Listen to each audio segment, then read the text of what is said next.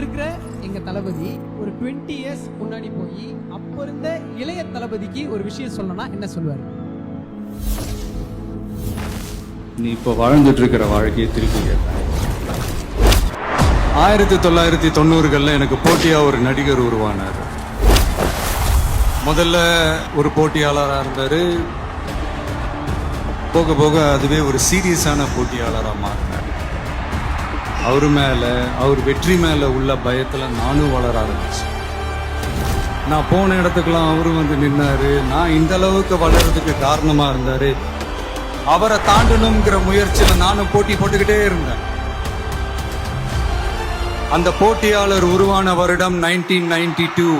அந்த போட்டியாளரின் பெயர் ஜோசப் விஜய்.